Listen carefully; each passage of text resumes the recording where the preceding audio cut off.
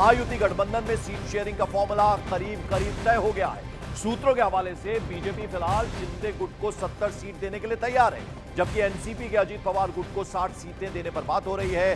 महाराष्ट्र की जो बाकी 158 सीटें बचती हैं उस पर बीजेपी चुनाव लड़ेगी। सूत्रों के मुताबिक महायुति गठबंधन की कल 2:30 बजे बड़ी प्रेस कॉन्फ्रेंस होने वाली है, जो CM Eknath Shinde, deputy CM Devendra Fadnavis और अजीत पवार करेंगे।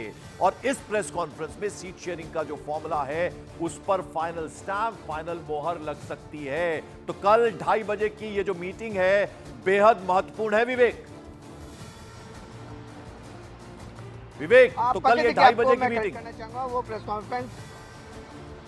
पंकज, मैं आपको करेक्ट करना चाहूंगा, ये जो प्रेस कॉन्फ्रेंस है वो आज 2:30 बजे है, जिसमें महायुति के तीनों पार्टियां, जिसमें एकनाथ शिंदे, देवेंद्र फडणवीस, अजीत पवार एक बड़ी प्रेस कॉन्फ्रेंस करने वाले हैं।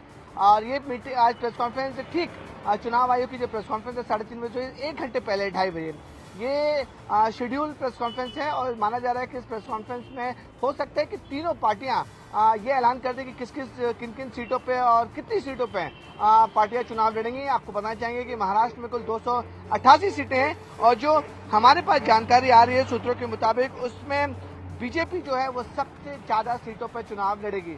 288 में से बीजेपी 150 से 160 सीटों पर चुनाव लड़ सकती है। वहीं दूसरी तरफ शिंदे कैंप जो शिवसेना है वो 90 से 100 सीटों पर चुनाव लड़ सकती है, और एनसीपी अजीत पवार गुट जो है वो तकरीबन 50 से 60 सीटों पर चुनाव लड़ सकती है। यानी कि इस बार विधानसभा चुनाव में बीजेपी महायुति में अपने आप को नंबर 1 पार्टी बना के रखी हुई है। 150 से 160 सीटों पर चुनाव लड़ सकती है। वहीं अगर हम महाविकास अघाड़ी की बात करें पंकज, तो महाविकास अघाड़ी में जो सूत्रों से जानकारी मिल रही है, उद्धव बालासाहेब ठाकरे की शिवसेना 100 से 110 सीट पर चुनाव लड़ सकती है। कांग्रेस भी 100 से 110 सीट पर चुनाव लड़ सकती है, और एनसीपी शरद पवार गुट जो है वो 70 से 80 सीटों पर चुनाव लड़ सकता है।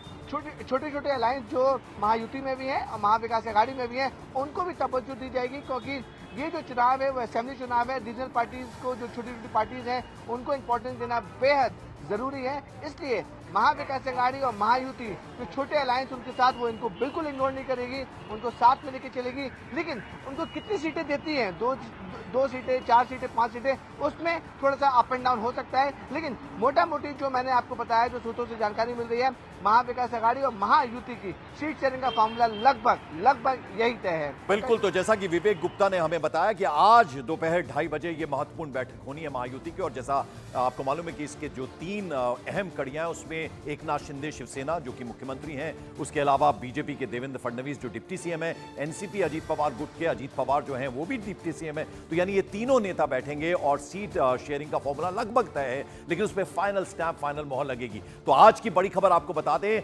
आज इलेक्शन कमीशन, चुनाव आयोग अब से कुछ देर बाद यानी दोपहर 3:30 बजे बड़ी प्रेस कॉन्फ्रेंस करने जा रहा है, जिसमें कि इन दोनों ही स्टेट्स में जहां चुनाव होने हैं, विधानसभा चुनाव, उनकी तारीखों की घोषणा कर सकता है। जैसा कि हम आपको बता दें, यानी 2014 में 25 नवंबर को फर्स्ट फेज की वोटिंग हुई थी झारखंड में।